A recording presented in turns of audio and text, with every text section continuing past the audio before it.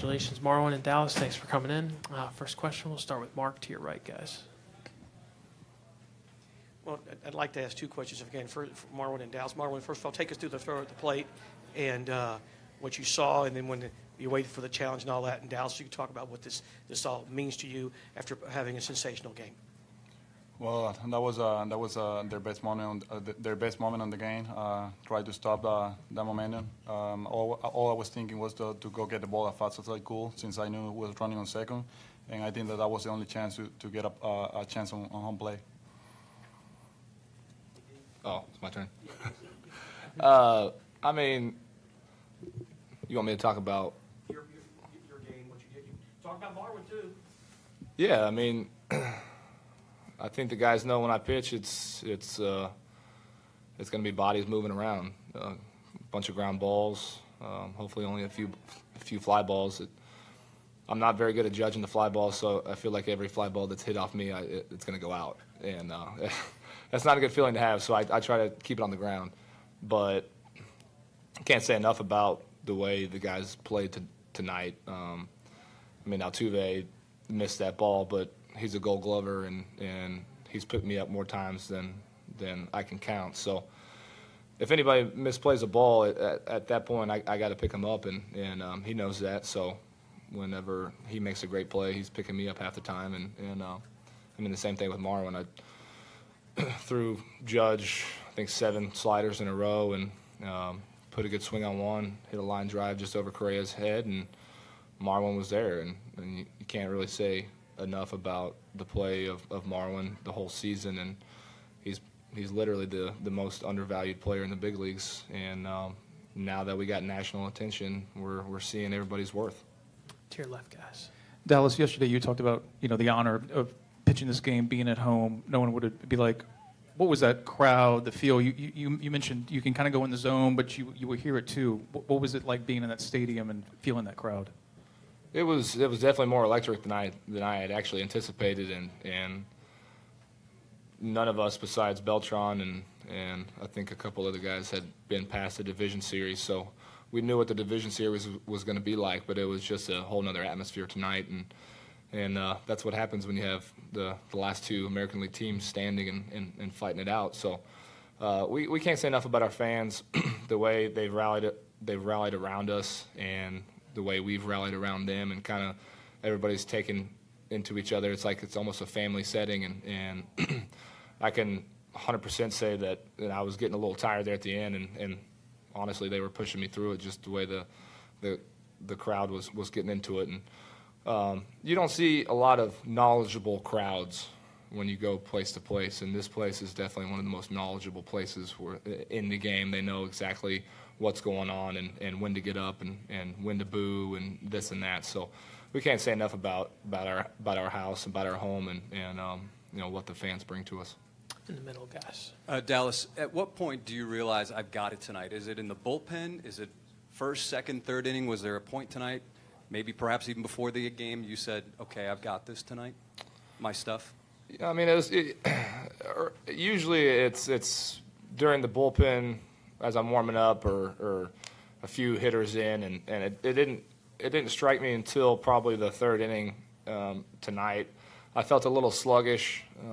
I probably used a little bit more effort than I usually do warming up in the bullpen session, so I needed to calm myself down just because I was so hyped and so jacked up, and at that point I got out of the first inning and the second inning and went down to the tunnel and just kind of took a couple deep breaths, enjoyed myself and what this means to our team, and just went from there. And at that point, that was probably when I knew I was locked in.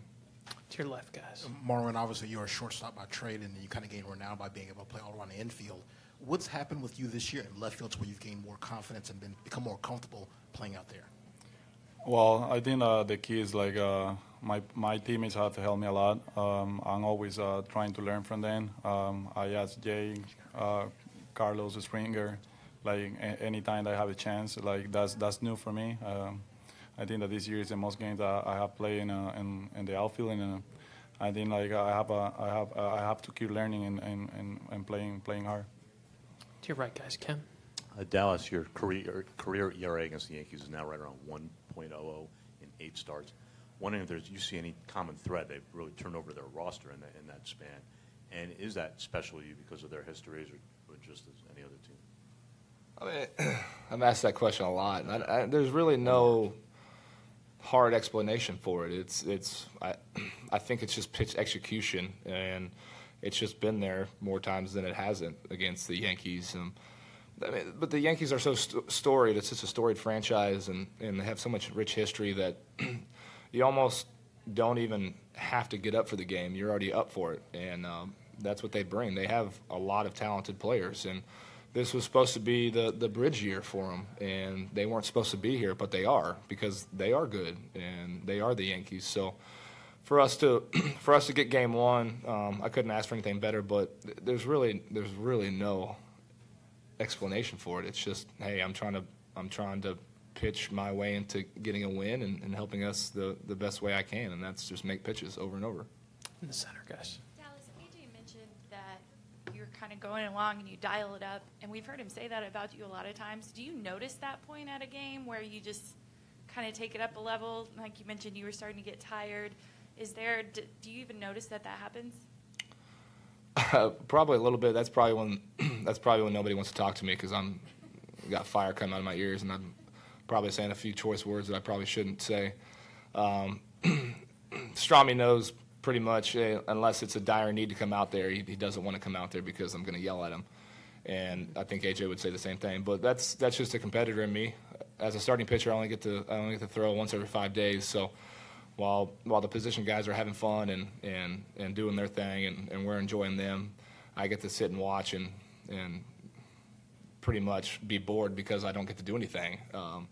So I know the hitters would say, hey, I'd much rather pitch once every 5 days than go 0 for 4 or 4 strikeouts. But my rebuttal is, hey, you get redemption every day. I get redemption every 5 days. So I got to take advantage of my opportunity, and I think that's why I'm so heated in the course of the game. On the riser in the back to the left. Marwin, primero que nada, felicidades a ti y a todo el equipo por la victoria. ¿Qué significa la victoria, sobre todo enfrentando a un equipo de Nueva York que viene muy bien embalado anímicamente por la serie que ellos tuvieron?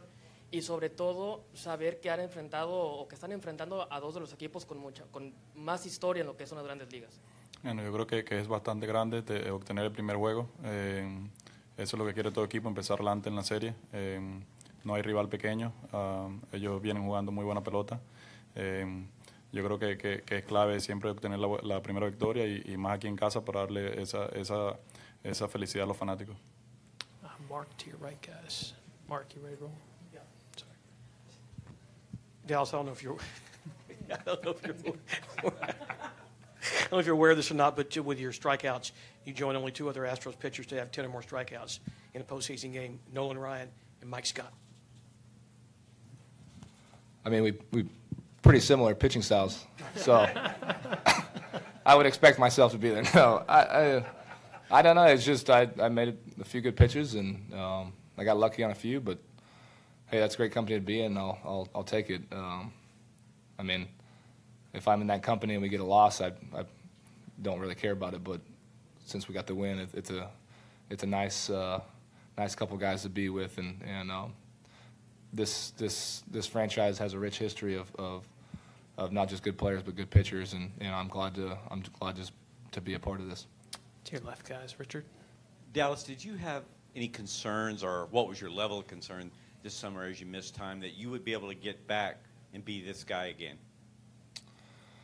There's always concern about coming back from an injury, and nobody wants to get hurt, but it was just one of those things that happened, and I had to deal with it. And I knew from 2016 how detrimental trying to pitch while being injured can cost a team, and I think I cost the team more than I helped it out last year, and that's something I didn't want to do. So at the point of it being too painful to pitch, I had to say something. But there's always a little bit of doubt about how good you're going to be when you come back, no matter what the injury, and that's just a human element. And at some point, if you miss 8 weeks like I did, there's going to be a negative thought in my head. But at the same time, I knew if I took the necessary steps to get back and trust in what the process was with our great medical staff, I had a chance to come back fully healthy and regain that form. And it took a while, but I think I'm back. I feel this start was probably my best start all year with the way I commanded the ball and was able to get late movements. So it's definitely in the back of my head when you come back, but at some point when you feel good, it's time to turn the page. One last one. All right, guys. Congratulations on a great night. Thank you. That concludes tonight's post-game interviews.